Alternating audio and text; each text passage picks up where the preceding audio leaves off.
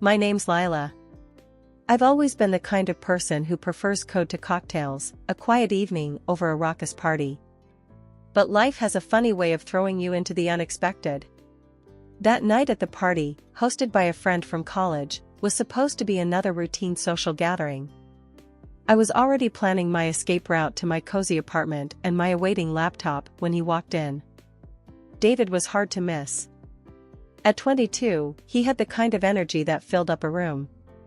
With his athlete's build and an easy smile, he was surrounded by admirers the moment he stepped through the door. I tried to keep to my corner, nursing my drink and fiddling with my phone, but fate had other plans. "Hey, you're Lila, right?" His voice cut through the noise, pulling me back from my digital refuge. I looked up to find those intense eyes fixed on me. "Yeah, that's me. And you are?" I asked, even though I already knew the answer. "David Matthews, the rising hockey star everyone seemed to talk about." "David, I've heard a lot about you. You're the genius programmer at Turner Tech, right?" His grin was infectious, and I found myself smiling, despite my initial resolve to remain disinterested. "Genius might be stretching it, but yeah, I work for an IT company," I said, trying to play it cool. David chuckled, pulling up a chair next to me, uninvited but not unwelcome. "So, what brings you to a party where you clearly wish you were anywhere else?" I shrugged, looking around at the bustling room. "Guess I was trying to be social. My friends keep telling me I need to get out more." "That's funny." David leaned in, his voice dropping to a playful whisper. "Because I've been trying to get out of these things too. Too much fake chatter." "You want to escape? Let's grab some real food, this party stuff is just fluff." I hesitated. This wasn't my usual style, but there was something about David that felt different, genuine. Maybe it was the way he looked at me, like he really saw me, not just the quiet girl in the corner. As we sneaked out of the party, the cool night air felt like a splash of clarity. We ended up at a 24-hour diner, the kind with greasy fries and endless coffee. David ordered the biggest burger on the menu for us to split, and I found myself sharing stories about coding mishaps and server crashes. David listened, really listened, nodding and asking questions that showed he got it, even if he didn't know a router from a modem. It was refreshing, talking to someone who didn't glaze over when I geeked out about technology. As the night turned into early morning, I realized that David wasn't just a hotshot athlete, he was thoughtful, funny, and surprisingly down to earth. Maybe that's why when he suggested we do this again next Friday, I didn't think twice before saying yes. David and I had been the talk of our circle since he started courting me. Despite our age difference, with me being 32 and him only 22, there was something electric between us. Honestly, it was flattering to have someone so vibrant and full of promise by my side. The day David decided to introduce me to his mom, Susan, I was nervous. The moment we arrived, the look on her face said it all. It was like she had tasted something sour just seeing me. "So, you're Lila," Susan began, sizing me up as if I were an item at an auction. "David has told me very little about you, which I suppose isn't surprising." I tried to smile, extending my hand. "It's nice to meet you, Susan." She barely touched my hand before pulling back. "Let's sit down. We have a lot to discuss, apparently." As we sat in her meticulously decorated living room, the air thick with tension, Susan didn't waste any time. "David tells me you two are planning to marry. He's a professional athlete, on his way to becoming a star. And you, Lila, you're a programmer, correct? And quite a bit older than him." "Yes, I am a programmer," I replied, keeping my voice steady, despite her tone. "And yes, there's an age difference, but we love each other." Susan scoffed. "Love," she muttered under her breath. "David, she's 32. You're just 22. You should be thinking about your career, not settling down with someone who—" "Mom," David interrupted, his voice firm. "I love Lila. That's what matters to me. We're getting married." Susan's eyes narrowed. "You're blinded by infatuation. Think about your future, your contracts, your endorsements." This is a mistake. I felt a surge of defiance. I'm not here to argue, Susan. I came because David wanted us to meet. I respect your concern, but our decision to marry is ours to make. David nodded, squeezing my hand under the table. Exactly. We've talked this through, and we're serious. Lila's age, her job, it doesn't matter to me. What matters is how we feel about each other. Susan leaned back, her expression unreadable for a moment before she spoke again. Well, it seems I can't convince my own son to think clearly. If you're going to be part of this family, Lila, I expect you to understand the pressures David will face. Can you handle that? Without dragging him down? Her words stung, but I held my gaze. I'm not here to drag anyone down, Susan. I support David fully, in his career and everything else. There was a pause, a heavy, uncomfortable silence, before Susan stood up abruptly. I need to think about this. David, you're welcome to stay for dinner. Lila, I think it's best if you leave now. David started to protest, but I stopped him. It's okay, David.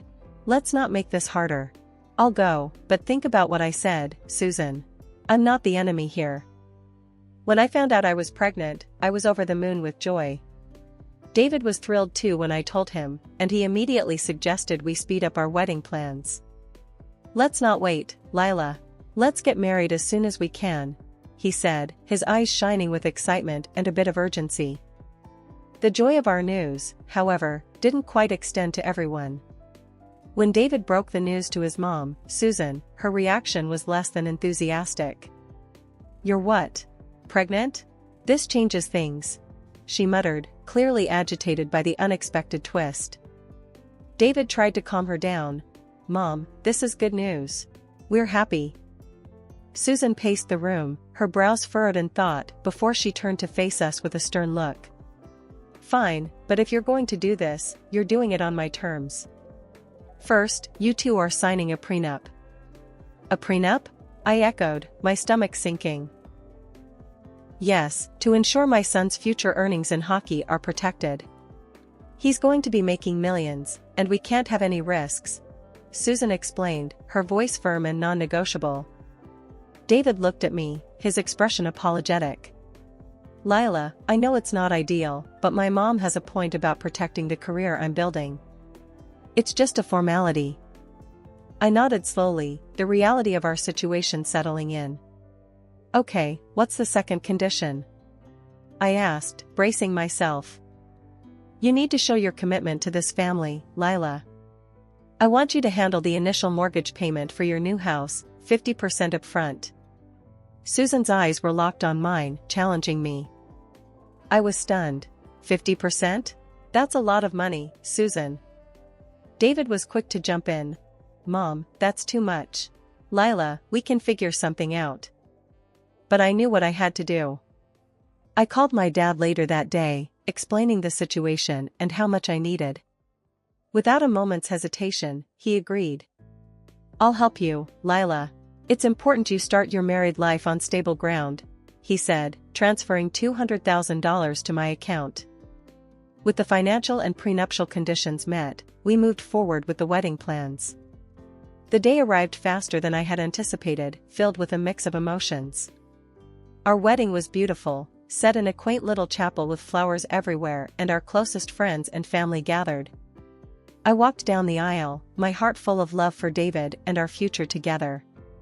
My parents looked so proud and happy, their smiles beaming across the room.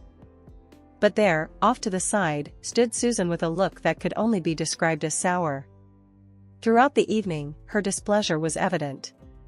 She wore a tight smile as guests congratulated her, her eyes often darting towards me with undisguised disapproval. Despite her attitude, David and I tried to focus on the positive. We mingled with guests, laughed, danced, and celebrated our union and the little life growing inside me. After the wedding, it didn't take long for life to take a sharp turn into the unexpected. Susan declared she'd be moving in with us, supposedly to help me through the early stages of pregnancy. I wasn't keen on the idea, but to avoid any drama, I reluctantly agreed. Little did I know, this decision would soon transform my home into a battleground where peace was a rare commodity. Within weeks of moving in, Susan had taken over the house. It was subtle at first, a few items moved here and there, some new decorations. But soon, her presence and influence grew stronger, more invasive. She didn't do much in terms of actual housework or helping me. Instead, she spent her days shopping with the money David made from his hockey career, filling our already cozy home with lavish furniture and expensive clothes that reflected her taste, not ours. One afternoon, as I was trying to rearrange some of these new additions to make space for my own things, Susan walked in, her eyes scanning the room critically. "Lila, what are you doing? You're just moving things around without improving anything. You should focus more on resting and less on these useless activities," she snapped, her tone harsh and condescending. I bit my tongue, holding back my frustration. "I'm just trying to make some space, Susan. It's getting a bit crowded in here." "Crowded? This is quality, Lila. These are things a proper home should have. You should be thankful," she retorted, waving a dismissive hand at my simpler decorations. Feeling the sting of her words, I tried to keep my cool. "Susan, I appreciate your help around the house, but maybe we could tone down the shopping a bit. There's hardly space to move." Susan's eyes narrowed, her voice cold. "I'm only trying to bring some standard to this place. If you can't see that, it's not my problem. You should focus on what's important, like taking care of David." The remark hit harder than expected, and I felt a mixture of anger and helplessness. This wasn't the home I had envisioned for us, filled with love and mutual respect, but rather, it was turning into a showcase of Susan's tastes and preferences. Later that evening, when David got home from practice, I decided it was time to discuss the living situation. "David, we need to talk about your mom," I started, my voice steady but filled with concern. "What about her?" He looked tired, rubbing the back of his neck as he sat down. "She's taking over the house, David. And she's constantly criticizing me, making me feel like I'm not doing enough around here," I explained, hoping he'd understand. David's face hardened, and he sighed deeply. "Lila, she's just trying to help. You know how she is. She wants everything to be perfect. You should try to get along, show her some respect." As the days turned into weeks, Susan's dominance in our home grew. My attempts to reclaim some sense of normalcy or to assert my preferences were met with cold resistance from Susan and frustrating neutrality from David. The more I tried to adapt, the more isolated I felt within my own walls. It was a routine morning, and I was at the clinic for a regular pregnancy checkup, expecting nothing but good news. But the doctor's face told a different story as he reviewed the ultrasound images. "Lila, it seems there's a significant developmental issue with the fetus. I recommend further tests, but you need to be prepared for all possible outcomes, including the possibility of not carrying to term." The drive home was a blur, and walking into the house, I was met by Susan's scrutinizing gaze. "Well, what did the doctor say?" she demanded, her tone more intrusive than concerned. I swallowed hard, fighting the lump in my throat. "It's not great news, Susan. There are complications. The baby might not make it." Susan's reaction was cold, almost mechanical. "I see. Well, you need to think about what's best, for you and for David. Sometimes these things are for the best." Her words stung, but I had no energy to argue. I needed David, his support more than ever. When he finally came home, I told him everything, the tears I had held back now freely streaming down my face. David looked devastated, but his words were hollow. "I'm so sorry, Lila. We'll get through this. Whatever you need, I'm here." But as the days went on, David's promise felt empty. He seemed distant, retreating into his own world, leaving me to cope with my grief and fear alone. Meanwhile, Susan's true colors came out more vividly than ever. One evening, as I sat in the living room, trying to find some distraction in a book, Susan sat across from me, her eyes sharp. "Lila, you need to think about the future. If this pregnancy isn't going to work out, maybe it's a sign. Maybe it's time you and David reconsidered your situation. A childless marriage is bound to fail. I couldn't believe what I was hearing. Anger boiled inside me, but before I could respond, David walked in. I looked to him for support, but instead of defending me, he stayed silent. After weeks of uncertainty and fear, the day came when the complications of my pregnancy could no longer be managed. The doctors did what they could, but the decision was inevitable. The pregnancy had to be terminated. As I lay in the hospital bed, coming to terms with the loss, the doctor explained the gravity of my condition.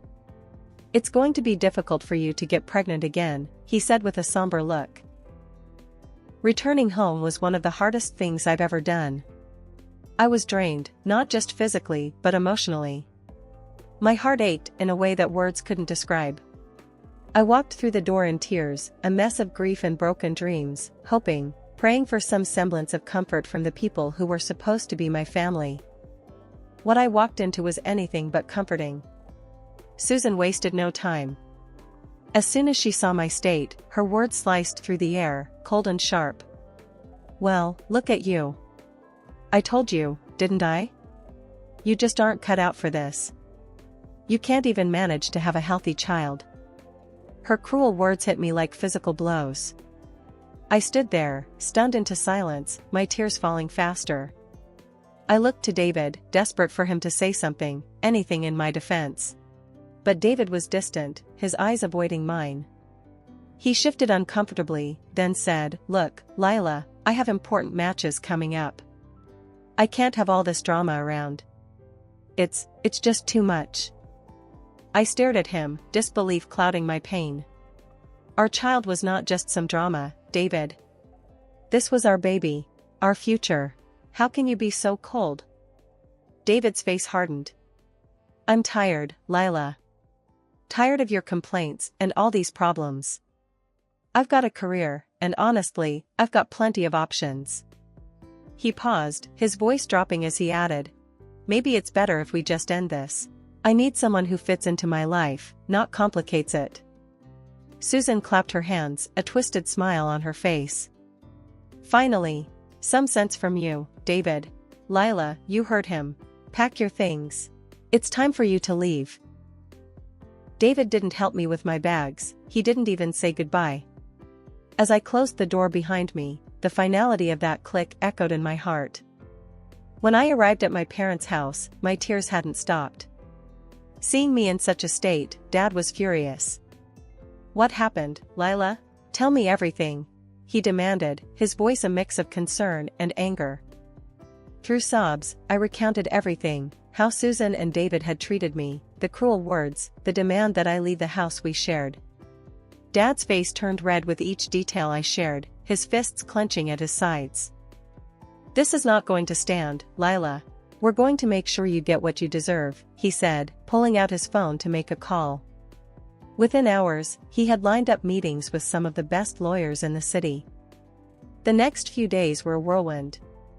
We met with a sharp and determined lawyer named Helen, who was appalled by my story. "We'll file for divorce immediately and sue for half of every investment you made in that house," she declared, her tone fierce and resolute. True to her word, Helen moved quickly. The divorce papers were served to David, and the lawsuit for my share of the house investments was filed. David and Susan were shocked. As the legal battle ensued, it became clear that they were in a precarious financial situation because of my mother-in-law's ill-considered spending.